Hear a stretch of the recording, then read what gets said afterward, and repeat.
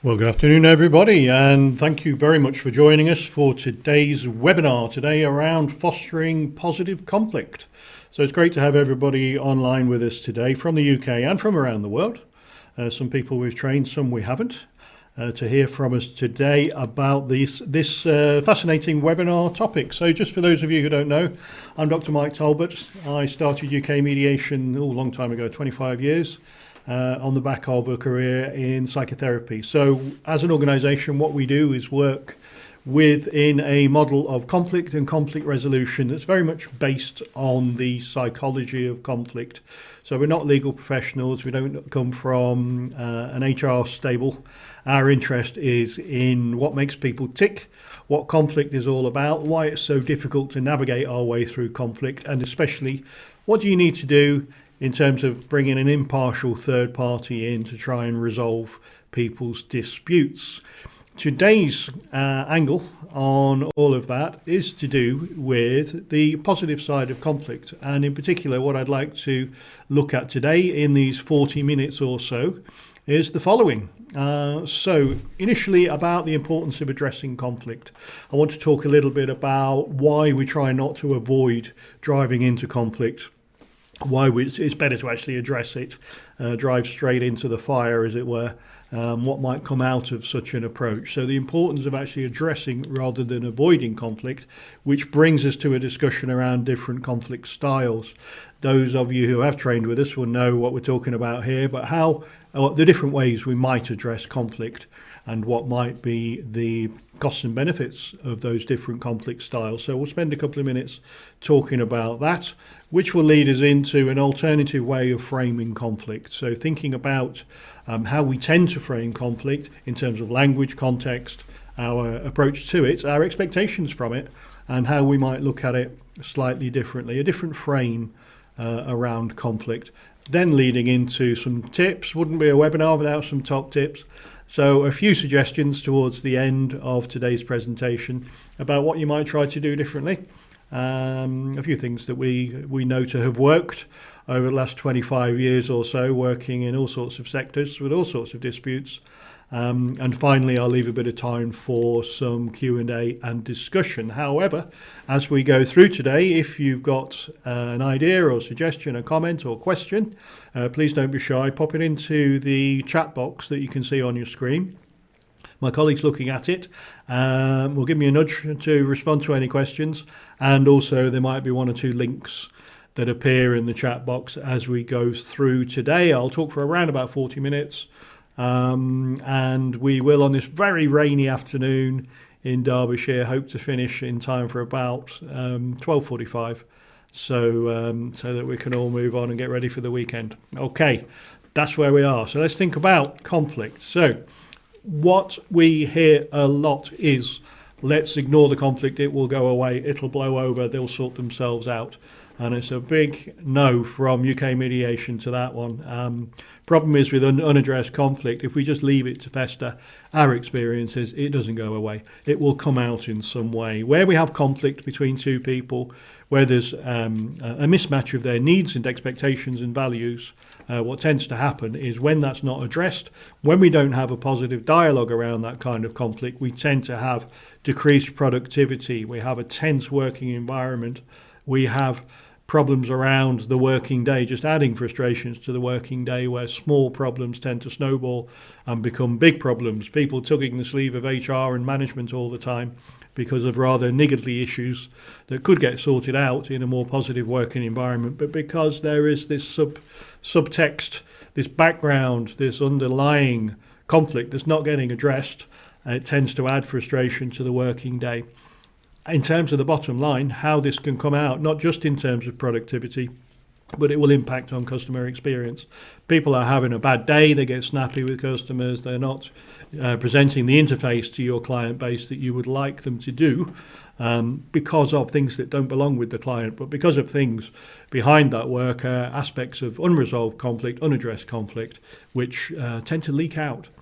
So part of our model is to say, we need to express conflict, we need to build dialogue, we need to think about how conflict impacts on people. We need to be honest that actually it's not a comfortable experience to be in conflict, to be in dispute with somebody, to recognise that, to drive into it and to address conflict in various ways. So by addressing conflict, what we would argue here is that we can then improve a culture. So in terms of that, I'm thinking about culture in the broadest sense, because disputes challenge the status quo. So when people have disputes, either one-to-one or within a team or up and down the hierarchy, it tends to challenge the status quo. So when we try to resolve that conflict, it points towards cultural improvements.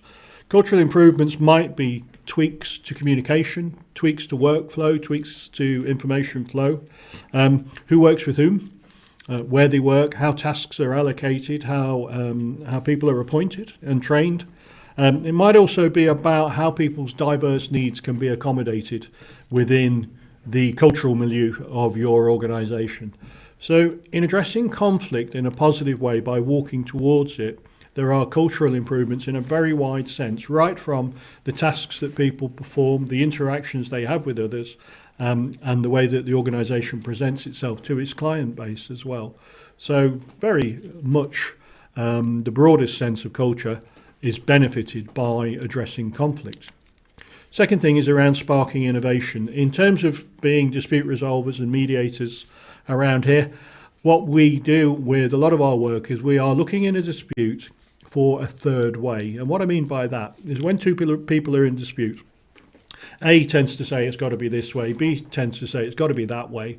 And in a poorly managed conflict, we have a standoff, we have a situation of the two of them banging their heads together, either to try and prove who's right, or to prove who's to blame and not to blame, or to have vindication for their version of the history of their dispute. And often, or with a poorly managed conflict, all we end up with is a compromise. I'll be saying a bit more about compromise in a minute. But if we can do a well-managed conflict between these two people, instead of them banging their heads together, they tend to put their heads together and to come up with a third way. So it's not what A said and it's not what B said, it's the product of their dialogue that will arise, which perhaps is inspired by them and inspired by them, but it's not actually proving either of them is right or wrong, blame or not to blame, but it's a third way, something neither of them could have thought of on their own.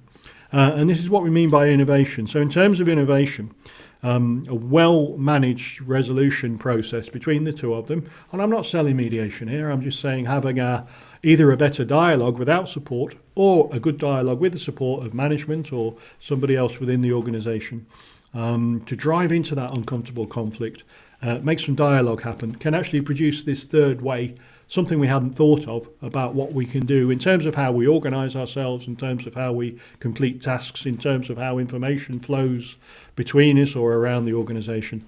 It's this innovative outcome. The next thing we have, of course, that flows from that is strengthening interpersonal relationships. So as we know, within organisations, you don't have to be friends with your colleagues. You don't actually have to like your colleagues. But a good collegiate interpersonal relationship between parties is built by making sure that people do address and receive the support to address conflict between them in order to maintain that positive collegiate relationship. Does that mean that people have to agree with each other all the time? Not at all. There's probably something wrong in your organisation if people agree with each other all the time. So any relationship, and anybody who has a personal relationship will know, has its ups and downs. There are times when we completely agree and we're completely on board with people, times when we have a difference of opinion, and times when we can't stand that person. That's what a relationship is about. So it's about being able to still have that dialogue when you have a difference of opinion. It's about still being able to have that dialogue, or at least not to get into a negative dialogue, even on days when you really don't want to be around that person. Okay, so that's, again, driving into conflict. This is what it's all about. Next thing is about enhancing well-being. Now, we get and have had for the last 25 years referrals of situations that need to be resolved either by mediation or just by some support from us or some advice from us, or by training up individuals within organisations. But quite often the dispute has got to a point where people's well-being is compromised. They are either suffering the symptoms of stress or even stress-related illness. It may trip over into depression and anxiety. It may be that people have been off work. In any case, quite often situations are referred or attention is paid to situations a little bit late when people's well-being has actually been compromised. When we find that we have a process, that we have a way to resolve a conflict within our organisations, when we get that voice, it's a chance to say things that have been unsaid. And again, just coming back to my own background in psychotherapy, there is quite a well-recognised idea that things like stress, anxiety, depression are caused or certainly exacerbated by us holding on to things that we would like to say. So it's when we hang on to things and don't express difficult thoughts and feelings that actually that can lead to things like, especially to depression. So people's well-being is compromised by not dealing with conflict. It's the things that go unsaid that often will cause the biggest insult to people's well-being. So driving in a conflict rather than avoiding it gives us opportunities to improve the culture, bring about new ideas, help with people's interpersonal relationships, and a consequence of all of that is to enhance people's well-being, a better sense of self, a better preparedness to meet the challenges that any organisation might throw at them, a better preparedness to actually deal with the client base at that customer interface as well. So not only are we working better internally, but the way the company or organisation presents itself to its public is improved as well. Doesn't suit everybody to be able to deal with conflict all the time. Sometimes, well, actually, I would say none of us deal with conflict positively all the time, me included, even though it's been my profession all this time. So we all have different styles, different ways of approaching conflict. And I just want to give you some language for that to start with, and then I want to have a short discussion about where that leads us in terms of this idea around positive conflict. So different conflict styles. This will be familiar to some of the attendees today, just looking at who we've got on. And I know who might be familiar with these particular ideas, but there's quite a useful little device, I suppose you could call it, an instrument. Comes from two workers a long time ago called Thomas and Kilman. Goes back quite a long way. And if you can think about this wee graph that we've got here on screen, okay, along the bottom there, on the horizontal axis, we have people's assertiveness. So supposing we're plotting people's assertiveness along that bottom x-axis, if you like. Assertiveness, this is about concern for yourself and seeing your own needs as important. So right down the zero end of the graph, that's, if I'm there, that means I don't see my own needs as important at all. I would be completely passive. Whatever happens to me, happens to me. My needs don't matter, and that's where I'd be. On the other hand, if I had a far greater sense of entitlement, I suppose we'd call it today, right at the top end of that axis, that's where my needs are paramount. Actually, it doesn't matter about anybody else's needs. It's me, me, me. So at the top end of that, that's where my own needs take up 100% of my attention. So that's the bottom axis. Up the side there, we have this idea about cooperativeness. So this is the contrast to seeing your own needs as important. This is about how much you recognise other people's needs. So how much do you recognise other people's needs on the vertical axis there? So right down the bottom, the 0 point, that means I don't recognise other people's needs at all. Other people don't exist. They don't have needs. And we probably have some labels for that from the psychiatric literature.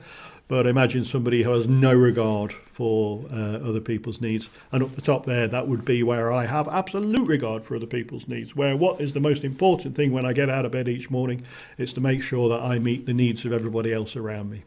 Okay, and within this graph then, we can think about different styles with which we might address conflict, depending on where we are on those two axes, depending on how much regard we have for our own needs, our assertiveness, or how much regard we have for other people's needs, our degree of cooperativeness. Okay, let's have a look then at different ways we might deal with conflict. So one thing we can do with conflict sometimes is we give in to the other party. We accommodate their need. So up the top of that scale there, I'm saying your need is paramount. My need doesn't matter that much. I will accommodate. You can have your way. Okay, and this is when we accommodate. There's that one. Next one would be when actually I have little regard for my own need if I come into a dispute with you. A little regard for your need coming into a dispute with you. So I'll tell you what we'll do. We'll just pretend we haven't got a conflict because my belief, if I was right down that bottom end there, is that there's nothing to be gained. So my need in terms of resolving this conflict, or my need in terms of what we're arguing about, and your need in terms of resolving this conflict or getting what you're arguing about, let's just avoid it, pretend it's not there, whistle our way through the day, smile, but the smile doesn't go quite to the eyes. We'll avoid that conflict. Okay, that's the next one. Then we go to the middle point here, and in terms of, okay, I would like to get what I need, but I'll give some ground, and I'd like you to get what you need, and I would like you to give some ground as well. We would call that the classic compromise, right in the middle there. So I have a moderate concern for getting what I want, a moderate concern for getting what you want. And just before we go on, let's suppose, just a little example. I like to use neighbourhood dispute examples. You can produce other examples for organisations as well. But in terms of a neighbour example, most of us have neighbours, unless you live in the middle of nowhere. And we have a lot of calls here about neighbourhood disputes. A lot of them are to do with fences, or to do with noise, or to do with DIY, pets, people's lifestyle. So supposing there was an issue to do with a fence, and your neighbours out there last weekend putting up new fence posts, and they've gone and nicked a bit of your land. They've gone and stolen 4 or 5 inches of land. We've got the land registry people involved. We can't tell where the boundary is. We're into a dispute. Could go to court. If you go to court with this kind of thing these days, they would strongly suggest you try mediation, or they might say work it out for yourselves. So supposing when one neighbour looks out the window and they see the other fella moving the fence, and they think, okay, he or she has just stolen a bit of land, I tell you what, I don't care, I'll just avoid it. We don't have the argument with the person. I might accommodate them and say, do you need a hand with those fence panels? That's fine, you're stealing a bit of my land, no worries. And let them have it. Or I might go out there and have some kind of a conversation, and we meet in the middle and decide that actually, as long as the fence panels go on that side of the fence post, then we'll all be happy. So a bit of a compromise there. So they end up just, taking the width of the fence post off me, and everybody's relatively happy. We've both given ground. We've both got some of what we wanted. So those are those first 3. The other things that can happen is, if I have a high regard for my needs and not so much regard for your needs, I'd sneak out in the middle of the night and I'd move that blooming fence post, and we'd end up in a bit of a competition, and my neighbour might come out the following night and she might move it back.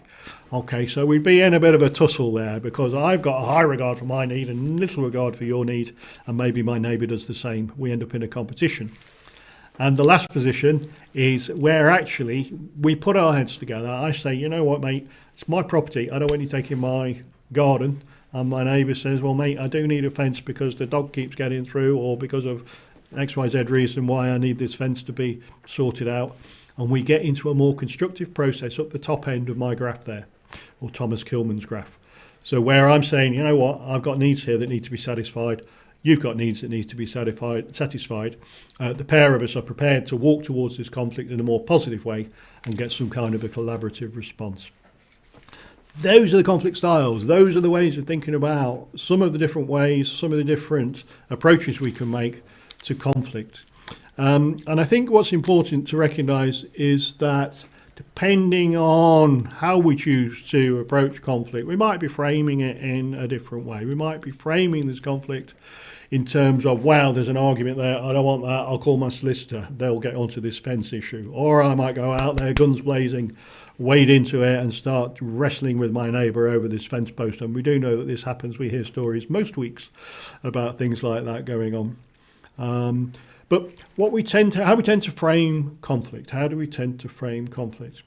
is in terms of a win and a lose. We tend to think, very much generalising, we don't tend to think, and none of our mediators tend to think, but there is a tendency to think about conflict as a matter of win and lose, that it's going to be a battle. We tend to think of conflict as a competitive process. There is a tendency to think, okay, well, if I don't win, then the other person is going to win. So if I get my biggest cannon up on the hill and start firing them off in terms of, asserting my strength and my position and my determinedness to win this battle, then I'll get myself into a prime position. And if my neighbour or my colleague or my team member or manager or report does that as well, we get into this very competitive place because of our supposition that conflict is about win and lose. That tends to be the default frame for thinking about conflict. So what do? We avoid it. We either go in like that or we avoid it because of our fear for the damage that they might cause to us, and potentially sometimes the damage we might cause to them, in terms of the sort of in the vernacular, the aggro that it would cause to be driving into this conflict situation. So we tend to avoid it. We also have great excuses for avoiding conflict. And again, these are things that we hear week in, week out as to why people haven't addressed particular conflict situations. And just to rewind a little bit, thinking about the impact of unaddressed conflict, what we hear is, conflict has caused absence, it's caused retention issues, it's caused people asking to be relocated or not to work with that person. It's caused well-being issues, actually stress-related symptoms, people becoming unwell, in some cases taking an action against the organisation because they haven't addressed the conflict, because of the way it's been framed, because we tell ourselves when we avoid conflict, we're going to be better off. We might tell ourselves around a performance issue, for example. Okay, well, I like to give people chances. I want them to develop at their own pace, give them plenty of time, and soon they'll get to the place I need them to be, rather than driving into the conflict that can be around addressing performance issues in a rather more assertive way. And as we know, this can not only affect the organisation, but also it can affect other individuals. If performance is let slip without being addressed, then there can be significant problems. We can reframe this because actually conflict shouldn't be avoided. Most of the time, a lot of the time, we should drive into it. Unaddressed conflict doesn't go away, and it's not just the individuals, and also making the manager's job a bit harder, but the organisation might suffer for leaving that conflict unresolved. Developmental feedback to people. So in appraisals, in one-to-ones, annual reviews, whatever process you have within your organisation, we tell ourselves, okay, giving people developmental feedback around where they might improve. We tell ourselves, well, I won't do that because I don't want anybody to be demotivated. If I keep nitpicking, they're soon going to get fed up. And people see the developmental feedback as nitpicking. Again, if we let that go, all of the things I've talked about might result. But feedback given in the right way is not nitpicking. Feedback given, according to some quite well-established good practice standards, which I will talk about in a minute actually, is not nitpicking. So if people have a clear expectation, if people have a clear idea about what is expected of them, and if they have the tools to meet that expectation, that can be highly motivating. It's highly motivating. We know this. And we know how much this impacts on cultures. We know how much it impacts on colleagues, on teams, on the client interface, and all the things I've been talking about. So feedback given in the right way, making sure people understand what's expected of them and making sure they have the tools to be able to meet that expectation is one of the most motivating things in organisations. Another thing you might hear is, okay, if people are struggling or if there's some conflict or some kind of an issue to do with performance again, and I use the performance example because it tends to be at the heart of or at the beginning of quite a lot of disputes in organisations.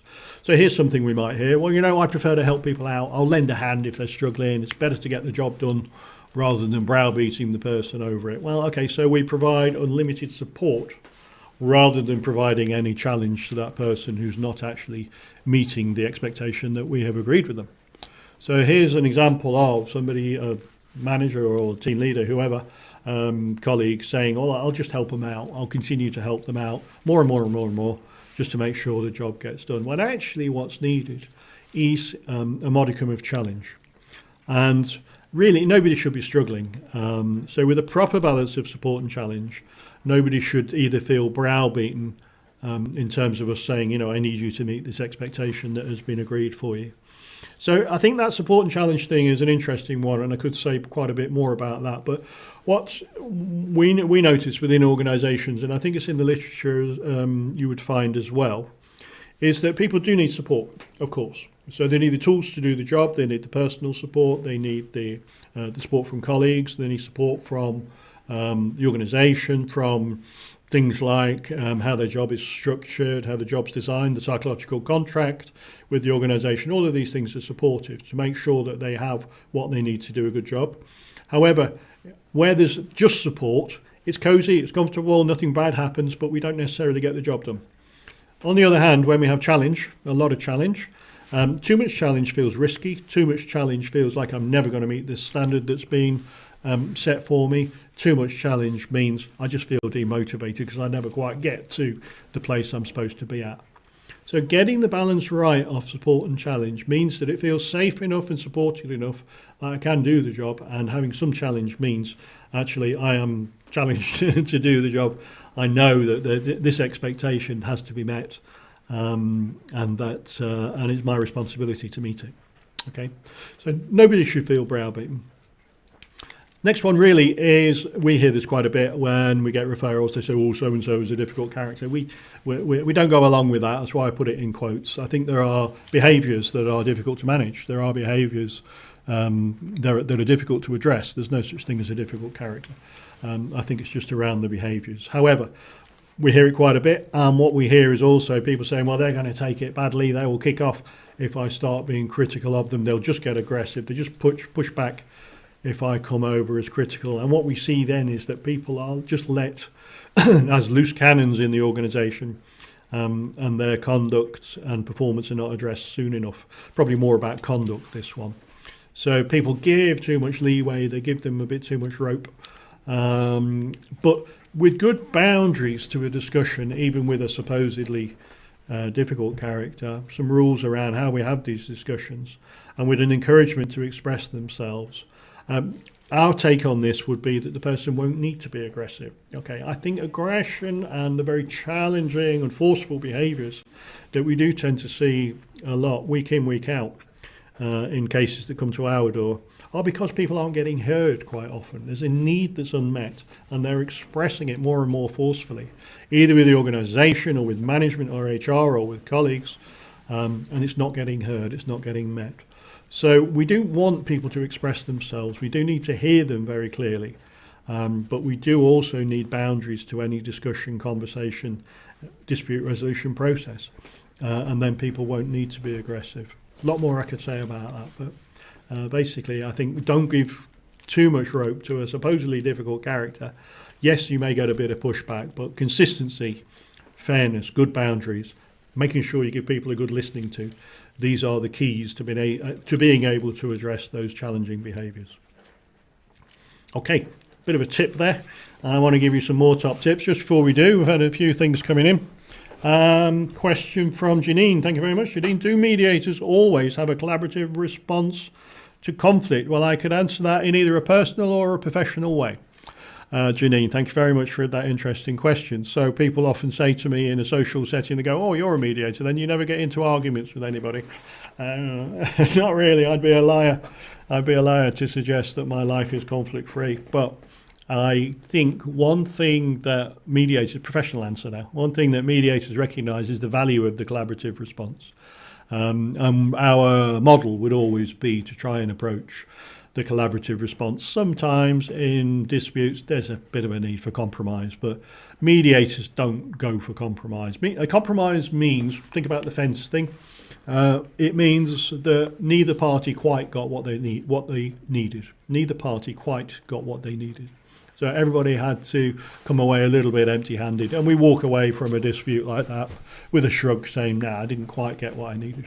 In a collaborative way of working, the idea is that people get their underlying needs satisfied. And then the personal response, having worked with conflict quite a lot for 25 years and written about it and done a doctorate in it, etc., I would say what you learn to do is to pick your fights. You pick your fights. So there are some things that are not worth fighting. So maybe, sometimes I would accommodate and let people have their way. Other times I'll compromise and we'll split the difference. Sometimes didn't see that, I'll avoid that conflict. And other times, if it's something worth fighting for, I'll probably get into a competitive standoff. If it's something personal or something to do with my kids or something that's that goes quite deep, I might fight for it. But ultimately, the collaborative response is the one that's going to get both parties what they need most of the time. Okay, thanks for that, Janine. into our top tips. So let's have a think about what I said earlier about giving feedback. There's a nice little formula that I like to share with you. Little takeaway for today. So in terms of giving feedback to people, how do we do that? Because people shy away from feedback. We have this myth about the feedback sandwich and stuff like that. Not really down with that one. But in terms of giving feedback, feedback is your opinion. Feedback is intended to help people understand your opinion about what they're doing right and what they might do differently. Okay, that's what it is. Let's think about how we would do that. So when we are giving feedback, there's a little acronym here, or an initialism more, CORBS, C-O-R-B-S. Let's see what that means. And first feedback is be clear. If there's something you need to say to somebody, make sure they know what it's about and what it's not about. So I am feeding back to you on this and not that. Okay, so be clear in your feedback. Don't beat around the bush. Practice it with a trusted colleague first. So make sure that you are actually saying what needs to be said and you're getting the message across. That's the first thing. The O in CORBS is owned. So rather than some people think this or the organisation thinks that or I've heard this or it came up at a meeting, I can't say who said it, but it was about, no, this is owned feedback. So this is me giving you this feedback. We use I am giving you this feedback. I would like this. I want you to know that. I think that you've done a great job with the other. So be clear that it's you that's giving them the feedback. This is the individual. The other thing is about regularity of feedback. A big mistake that we come across quite a lot, and again, it gives rise to disputes, where somebody has a bad performance review, a bad annual appraisal or biannual appraisal, bad one-to-one, bad development review.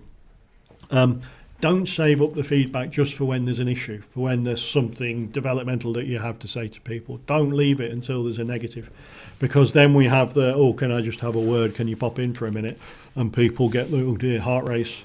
Right, I'm ready. Get my armour on. Here we go. I'm being called into the office again. So feedback should be regular. It should be part of the enculturated norm of your organisation. It should be an ongoing dialogue with people. It happens all the time, not just when you're summoned into the office and you know that there's some bad news around the corner. So the regularity of feedback is very important.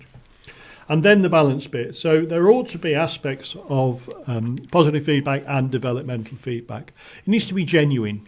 So when people talk about the feedback sandwich, we hear it in certain organisations all the time. Because people know, they can see that coming. But we do need a balance of positive feedback and developmental. What are you doing that's good? There's always something they're doing that's great, that meets the expectation the organisation has set for them, that is consistent with their last review, it's consistent with what you're asking people to do. And there are usually developmental things that they might pay attention to in order to improve. So it's there. We just need to pull it out. We don't need to force it. Just be genuine about it. Maybe there are a lot of positives sometimes. Maybe there's a lot of development issues sometimes. We don't need to do the sandwich thing. And the last thing I would say is about specifics. So quite often when challenged or having news that they don't want to hear, people are going to push back a bit, just to refer back to what I was saying previously. So what are we talking about? Be specific. If it was how somebody conducted a training course and you're giving feedback about that, be specific about what you actually thought was good and what you actually thought they might pay attention to in order to improve. So be very specific about the feedback you're giving. So there's that little initialism. Hope that's helpful for you. So CORBS, clear about what the feedback is and isn't about. Make it yours. Do it regularly, not just, can you drop in a minute? Keep it balanced and be specific about what it is you're feeding back on. Okay, so we're talking about how in that particular setting you might be a bit more positive. That kind of feedback conversation might be a little formula that you could try and use, see how that goes.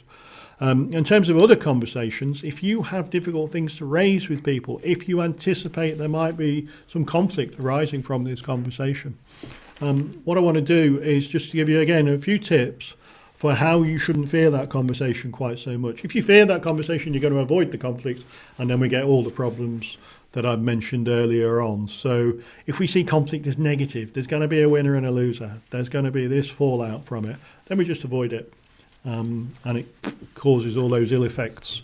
But if you have a bit more confidence about how to have that conversation, perhaps you're going to walk towards it rather more. So let's think about how you might have that better conversation. I won't spend too long on this, a couple more questions.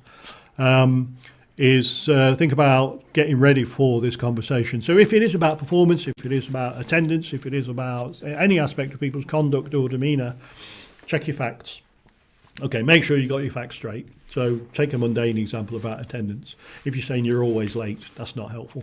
You've been late half the days this month. If that was me, I'd say, really, half the days? Let's have a look at the calendar. So make sure you know, get your facts straight, get your ducks in a row. And decide if the conversation needs to be had. So probably, if you have a gut feeling it needs to be had, it probably does. But this is a chat you might have with a trusted colleague just to check and say, hey, I'm thinking of having this difficult conversation with so-and-so. What do you reckon? Just decide if it needs to be had. And what I'm suggesting there is to do a sort of a risk-benefit analysis, really. What might result from the conversation? What might be the benefit? What would happen if I put this off? If I kick it into the long grass and just avoid that conflict, what's going to happen? So decide if it needs to be had. And what I would also say is it's standard management practice, but start with the end in mind. What do I want to get out of this conversation? What am I trying to achieve? A very good way to start any conversation, really. Get the setting right. It might be in your office, might be in the boardroom, might be a walk and talk. I'm a big fan of walk and talk. Couple of reasons. Gets the pulse raised a little bit. The other thing with walk and talk is you're both looking ahead while you're talking. It's not as intense as facing somebody across a meeting table, both with your pens and pads out. A little bit of a chat. Bit of fresh air, distractions galore, but also you're not looking straight into each other's eyes. There was a social worker friend of mine, and she worked with disaffected youth, and she said, whenever I want a difficult conversation, I'd say to somebody, do you fancy, I've got to go and get some petrol, do you want to come in the car, do you want to come with me down to the garage? Sit in the car, they're both looking forwards in the car. She could say these difficult things to the person there. They get round, and as they pull back to where they started from, she'd say, okay, we'll finish this conversation when we get back. So they would make sure anything that needed to be said got said. There we go, handbrake on, out the car, it's done. So get the setting right. Might be in a car driving around, but it might be walk and talk. But think about the setting and open the conversation well. So I got a few suggestions for that. Won't go into too much detail about that until I've done two things. First thing is I want to show you a very short video clip. Second thing, I just want to address Ruth's comment. So Ruth Grimaldi, thanks Ruth. What do you do when people don't accept feedback and always blame others? I would be very specific and assertive, and I would say, you know, when I give you feedback and you want to say it's other people's fault, I feel a bit lost. I feel a bit like, you know, I want you to accept the part that's yours. Maybe contributions from others, and I'd like to hear a bit more about that, but I'd like you to accept your part in it. That way I can be sure that we're improving performance right across the board, and we can all feel better about how this department is working. So as an example of Ruth, what you might like to do is look at the principles of nonviolent communication. Sorry if I'm teaching my grandparents how to suck eggs, but good way to really sort of tell people to accept the feedback that you're giving them is to use principles of nonviolent conversation. It's easy to blame others. Sometimes it's good to do it in a group, Ruth, and actually drive into that. So they may have a blame game, but with a good deal of reframing, a good deal of encouraging people to listen to each other, and a good deal of this notion of a shared responsibility, which I think is something that we can overlook if we're not careful. It's a good idea to reframe, get away from the blame thing and into the notion of a shared responsibility to make a situation better. If we can get that going on in the culture, probably working with a team rather than doing a he said, she said thing with individuals, you might find you get a better outcome to that, Ruth. Okay, I hope that's helpful. Very brief answer because I want to just show you a conversation here. Not saying it's a great example of a conversation, but just maybe put a little bit of flesh on the bones of what we're talking about here. So let's have a look at how this conversation goes. There's a bit of a background to it, where it's a complaint scenario within a health setting. Young person has got a complaint about how the trust has been treating her child. It's from one of our training courses. And there is a tricky conversation that results between the mum and the health professionals. And let's have a look at a very short snippet of that. Oh, Molly, could I just have a quick word with you? Yeah. Thanks. Just come and take a seat for a second. I understand there was a bit of an upset on the ward yesterday. Yeah, all I was trying to do is explain that Lily's still not being fed properly and her oxygen's being done completely wrong. Everyone is doing their best to care for Lily, but I need to balance your and Lily's needs against everybody on the ward. I understand that you shouted at Dr. Javid during her rounds yesterday. That upset some of the parents. Then you shouted at the parents. That upset some of the children. We really can't tolerate this kind of disruptive behaviour. Do you remember when you first came to the hospital, we gave you information about the acceptable behaviour policy, and the way that you're behaving currently is in breach of that policy? I really do need to ask you to stop. It's inappropriate, it's possibly unsafe, and it's actually getting in the way of us being able to deliver the best possible care for Lily. Well, no, because have you not got anything else to worry about right now other than handing out warnings to me? I understand you're upset, but the staff and parents on this ward are getting upset with your behaviour as well. It really does need to stop. All you're trying to do is cover up the fact that you're not looking after my daughter properly. She's the most ill patient on this ward. All the staff know about Lily's condition and are able to administer her treatment and feed. I can assure you that she's always allocated a nurse who is more than capable of looking after her. That's not what you've shown me. Molly, I need to make sure that you've listened to what I've said today. This is a stage 1 warning. I need to make sure that this isn't going to escalate any further, or we will need to take further action. No, I'm not having this. This is absolutely ridiculous. What you should be doing is looking after my daughter, not this. Fuck's sake. There we go. So something's right, something's wrong about that conversation. We can see there's a bit of a conflict situation between the two people, different needs, and how they have that dialogue. It illustrates what are some of the things that can go right and some things that can go wrong within conversations. But one of the things I just wanted to draw out, and one of the last things I want to leave you with today really, is about opening conversations. And this is something we get asked about quite a lot. They say, well, I know what I want to say. I've prepared my conversation. I've thought about CORBs. I've thought about non-violent communication. I've thought about whether we address this one-to-one or in a group. I've heard what you've said about not putting it off because of all the ill effects and thinking about conflict as negative. I want it to be a positive conversation. I want to drive into this conflict in order that we can get it sorted and in order that it doesn't spill out in other places.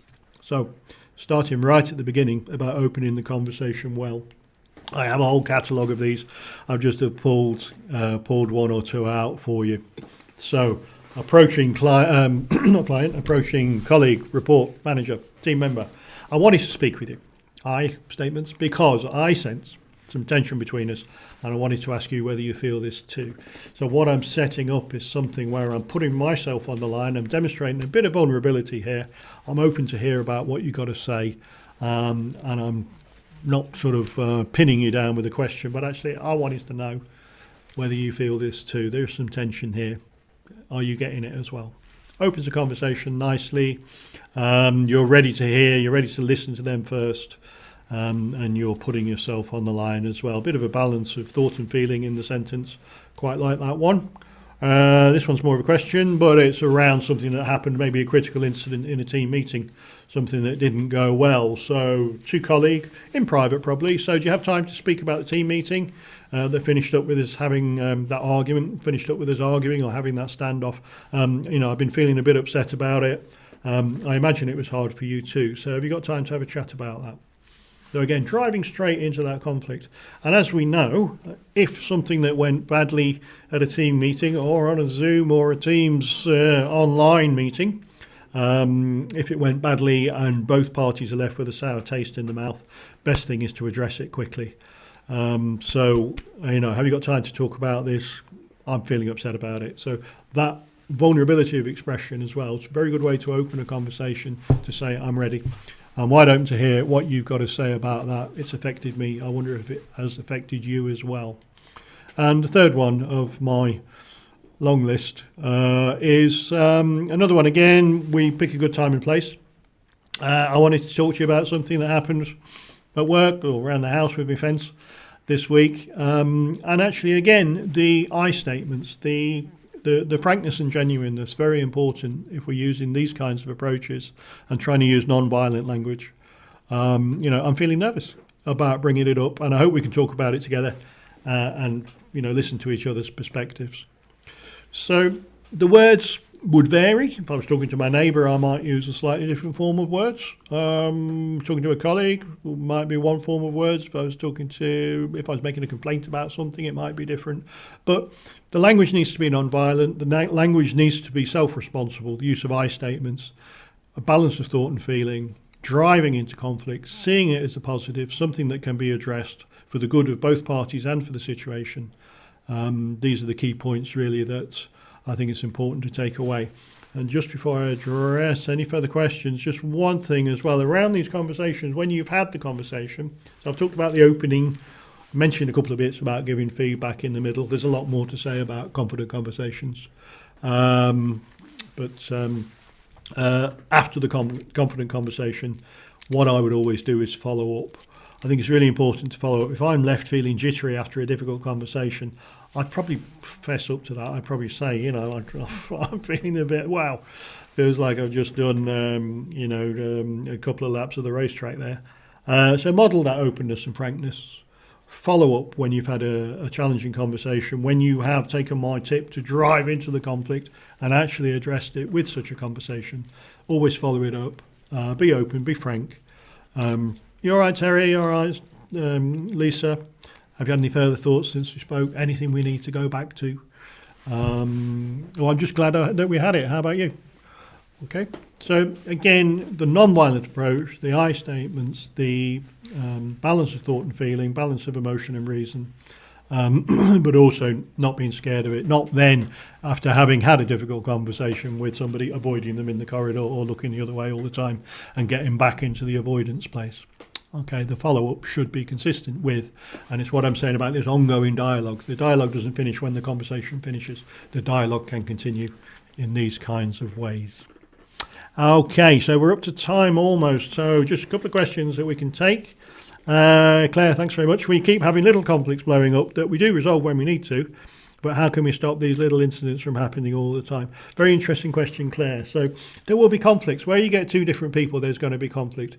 It's about enculturating the normalness of addressing conflict as it arises. Maybe those incidents are going to happen all the time, but I think over time, what we find, Claire, is that people have less of a tendency to hang on to things. And I think there's a practice effect in saying what's on your mind. So we see it in neighbourhoods, in families, and in our international work as well. Some of the work we do in mainland Europe, I noticed this within organisations. They learn how better to say what's on their mind. They learn better how to interact with colleagues, even though it might sometimes feel challenging. They learn better how to balance emotion and reason, how to balance the sort of more positive interactions with more developmental interactions or challenging interactions. I think it becomes a habit. So the conflicts might still blow up, but they will subside more quickly. So I think, Claire, by resolving them when you need to, if the individuals can learn, it's okay actually to have these difficult interactions with one another. And in terms of the skills that we provide them with, in the encouragement we provide them with, and the cultural context that we provide them with, it's okay to disagree with people. It's not a bad thing. Okay. There we go. A couple more questions to do with. We'll probably deal with those with email afterwards. I don't want to eat into your afternoon, but in terms of where we leave that today, thanks very much for attending. We'd love you to keep in touch. Like and subscribe our YouTube. Check us out on Twitter, X. LinkedIn's interesting. Lots of free stuff, lots of interesting stuff on our website as well, by the way, people. And check out our Facebook page. You'll find a big archive of these webinars through our website or on our YouTube channel. Lots and lots of resources there. If you've not managed to get your question or comment in, give us a shout afterwards. We're quite friendly. Pleasure to have you joining us today. We look forward to seeing you on the next one.